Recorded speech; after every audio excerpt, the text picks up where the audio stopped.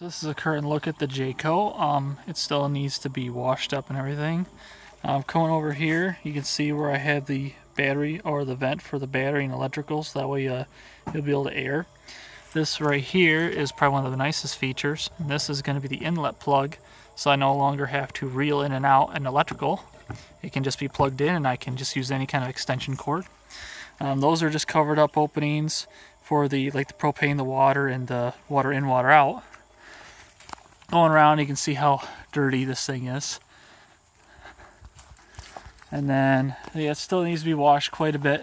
And this is the door. My wife painted chalkboard paint on the door, so we could kind of use it as a memo board. This is the lock. The new lock that I put on it actually works extremely well, and then this will be painted. This is just to keep water out of it, but that will be painted. I had to use an actual piece of wood because the original lock openings was still here, so I had to use this to do it. Say hi, sweetie. And then I had to put a new latch for here. So to open this up, it just latches really nice on that and keeps it open. There's what the lock looks like. It's just a simple lock and unlock. Over here I put new outdoor outlet on it because the old one was broken. Coming on in, this is where the new is. All new floor, new pretty much everything. Here's the bench seat. Now the only problem I have with the bench seat is I made it literally fit almost perfectly, and this is all scratched up from taking the bench seat in and out because I literally was having a problem getting stuck on the new wall outlets when I was trying to get the bench seat in and out for working on it. This will be the fabric we'll be using. The foam is the original foam, but these are completely made from scratch. My wife did an excellent job with those, and she'll be making the rest here pretty soon.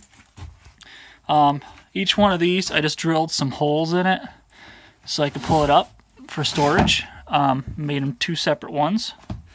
And over here, same thing. These can be pulled up, and it's just got storage space. Another wall outlet there. This right here is the electrical center. This is the 10 gauge for inlet, so it can take up to 30 amps if possible. And then these are where all the plugs come out. This is the piece of 2x6 I used to mount the electrical panel. I already got the holes drilled in it. This is the extra outlet for the fridge, so it's easier to plug and unplug, and gives me another accessory if I need to plug something in to be in here. I think I'm going to use this extra space for the inverter when I get one. It'll be a nice spot for one. And then this space here will be used for the auto switching relay that'll be used to switch from inverter to shore power automatically. I have in one of the posts on this thread about that. So yeah, that electrical cord, as you can see, goes all the way around in here.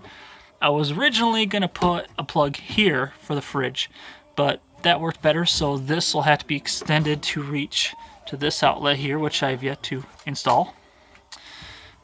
This is the other part of the lift system. I have a 1 foot by 1 foot step that'll go in here, so you'll be able to step on top of this and then into the bunk.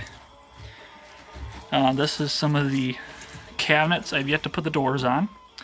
All the cabinets are all made out of 1/2 inch sanded plywood. There was a difference. I bought some from Menards and bought some from Home Depot. Menards was a 5-ply, whereas Home Depot was a 3-ply with a veneer finish. I have yet to actually screw these in, so these are completely movable. And the drawers actually came out so well. They do not budge whatsoever, and they slide very, very well. It was just used. I used an old school dado blade to make these cuts, and then I just used some hardwood on these two short ones, and then the rest of these was actually used with plywood, a 3/4 inch plywood. I just did a 3/4 inch cut and came out really well. They slide good. We'll see going down the road if I need to build a latch system to keep them from going in and out, but we'll find out then. Here's another plug that comes out of the wall and sits here, so I have a plug on this side and a plug on that side.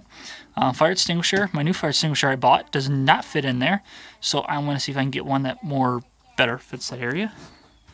Come back over here, I got the mini fridge and another cabinet, and then I have 3 more drawers. Now, if you notice, these drawers here do not go all the way down because the wheel well was here. I wasn't going to put the fire extinguisher here until I realized I'd rather have it on that side, easily accessible to the door. So there's no drawer down here, but this one there is, because the drawer, that's all bigger it is. It's a very short drawer. And then there's these ones and this one here. And everything came out really well. These do not budge. They do not, like, well, that one does a little bit. This one, of course, does because of how short it is. If I pull these out, you can see right here's your sliders. Just some hobbled 2x2 and spare wood to give it a little extra support.